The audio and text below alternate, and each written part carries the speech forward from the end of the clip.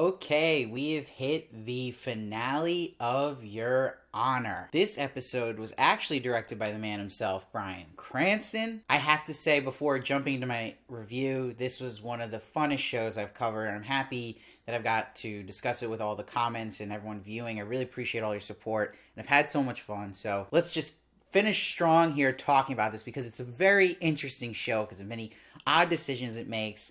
It's entertainingly, in the beginning, pretty good, and now it's gotten entertainingly pretty bad, but I have mixed feelings about the finale. So first off, it's making all these criminal mistakes that shows just in general are not supposed to make. This happened last week where they had a clip that wasn't even in the show being the previously on, which is a total cheat to the story. It's trying to pull a fast one on its audience. And then it just blew my mind that they do something like this again, because it ends with a cliffhanger in the last episode, right? Episode 9. Remember, if you watch the scene again, goes home, sees Michael, but Fia here is laying on her couch. She's talking to her dad, Jimmy, and she's talking with him like, okay, now it's time to meet Adam. And she's like, when do you want to actually see him? And he says, now. So it cuts then to Adam getting a text from Fia and leaving to go see Jimmy Baxter and Michael saying goodbye. And it makes it like, is he going to see Adam again? But the problem is they never continue that story.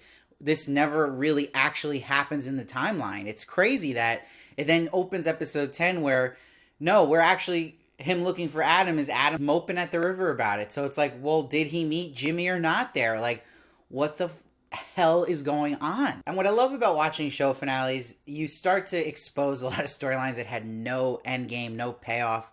What was the point of it? So one of them right away that stands out is that Michael flips out at the grandma for telling Adam about what his mother did. And then when Adam actually goes to see the dad, they are buddy-buddy about it and everything's okay. And it just adds to how much of a psychopath Adam really is, and that it's like, okay, this is something that would make sense for him to mope about and be upset about, but he's, okay, whatever. So you go, well, what was the point of this storyline with his mom dying and cheating on his dad with some of the Desire Gang? At the end of the day, you could have just had that the beginning of the show he got in just a random accident. What was the point of this whole connection with his mom dying? I don't understand it. And when I'm talking about finales exposing storylines they didn't know really what to do with and didn't have payoff or a long game plan, that really is exposed with Franny's story, this love triangle she had with Adam and Fia, and that her whole point in this show was to be the one who transfers information last episode to Charlie, so Charlie knows that Adam's the one who actually killed Rocco. That's it. And that's just not good writing. It's not good character writing. You don't want to make your characters to serve the plot. You want the plot serving your characters. So you can literally say, what was the point of Franny's storyline and this, her finding out early on about Adam, and they never really made her enough of a threat to spill the beans and expose what was really going on at the school. It really was just silly. And this episode confirmed that what I had said, what I was worried would happen in that episode that I actually did really like, when Jimmy actually finds out that Michael was involved in his son's murder and covering it up, that is when the show might actually peak. Because you're all excited in the beginning of the show where it's this chase of Jimmy trying to get Michael, and you can kind of get away with not really sympathizing with Michael anymore because it was still exciting to see this goose chase happen. But once Jimmy figured that out, then it's just a story of Michael covering his butt to a guy who's telling him what to do, Jimmy, and it loses excitement. And like I said, to keep it interesting, you have to have someone to root for then, and Adam is not that guy. So what this finale also really exposes, the main issue of this show as a season whole, is how awful of a character Adam is. Because jumping to the final scene here, which I'll get into more detail later, but just going to the final moments where Adam's dead, right? And it's this tragedy they went for. And like I had also said a couple episodes ago, they were kind of setting up this Adam and Fia, Romeo and Juliet thing. And it turns out they go with the Romeo and Juliet ending here. But the problem is you hate Romeo in this story. You like Juliet with Fia, so that worked.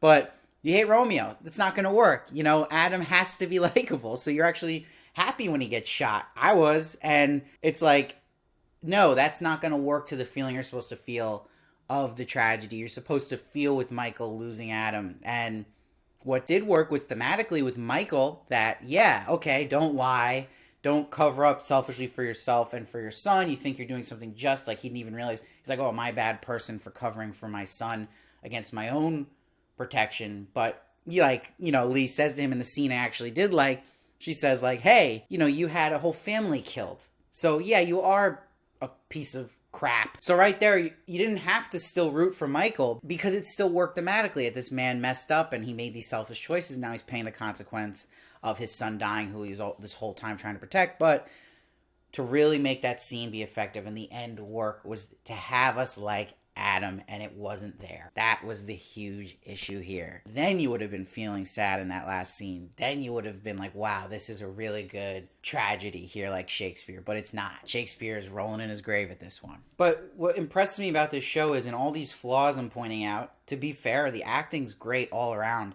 In particular, I thought the actor of Carlo was amazing this episode. So that's something that keeps it watchable. And I've praised already, of course, Bryan Cranston, but the actress who plays the lawyer of Fiona McKee is also really good here. But the show just kind of the second half of the season got lost in this Carlo story and getting him off guilty or not guilty. And there's a couple things in the story I don't find believable. And it's really highlighted here in the first issue is that Charlie knows that Adam did it. Then Nancy finally figures this all out, that Adam did it, because Charlie confirms it was Adam, not Michael, to her, even though she just figured out it was something to do with Michael. And Nancy's been the character that's set up to be the complete opposite of Michael, actually being honorable and putting justice first. But we're supposed to believe that person's going to take this deal from Charlie, like, look, you don't squeal on Adam and Michael, and I'm running for mayor. I'll make sure when I get rid of these dirty cops that the police department still has a good image. That she would just phase out and take that deal? No way. Nancy Costello would still go and do the honorable thing and try to get Adam at that moment. So that pissed me off. Unbelievable to me. And I still cannot fathom, as we're supposed to think Michael is trying to make smart steps as a judge to protect his son. So we're supposed to believe that Michael would think that Jimmy thinks he did it.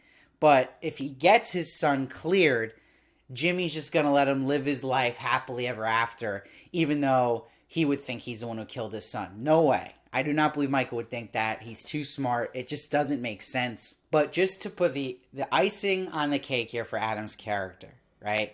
He blows it. It's so fittingly that he's the one who messes it all up for Michael, because he decides to go watch this case for some reason. He wants to just see his dad covering up for him, but he messes it up because when Michael's last play here is to play the asthma video to gain sympathy for Carlo here to the jury by making it just like, oh, look what happened to this boy Rocco, and Kofi was there and he did this, that Adam has to have an asthma attack here, and then it makes Jimmy and Gina Baxter connect the dots, and it screws up everything in Michael's plan, because now Jimmy's like, yeah, okay, Michael did what he had to do for me, but now I know it was really Adam, so it's all for naught.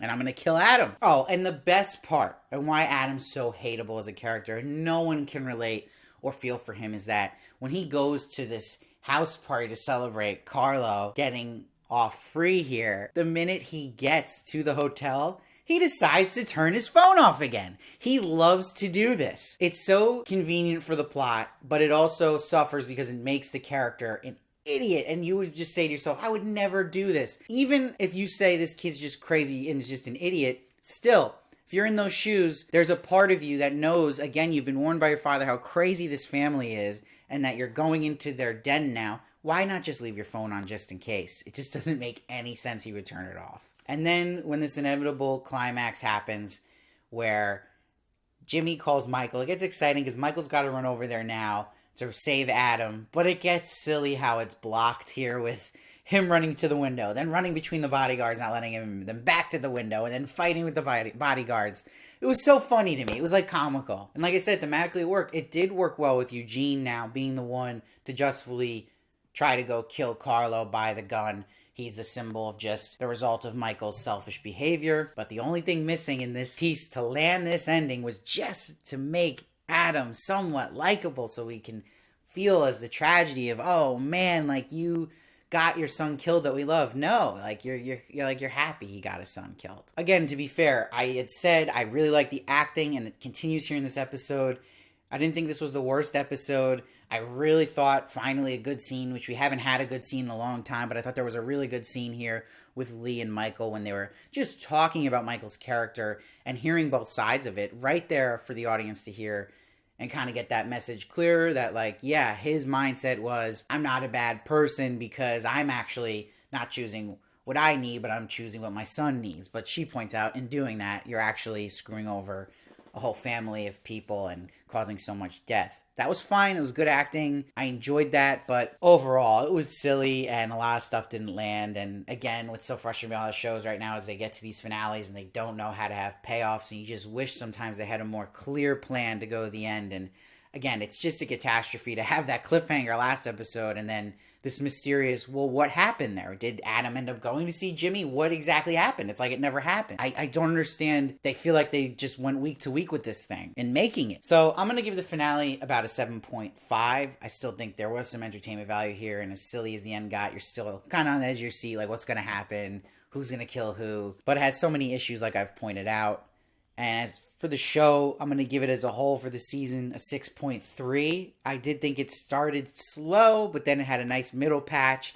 And again, it inevitably peaked once Jimmy found out what was really going on with Michael. And then it just went downhill. And that's why writing's so important in all shows. And you just wonder, man, if that writer's room just thought, hold on, let's make sure we really like Adam still throughout this.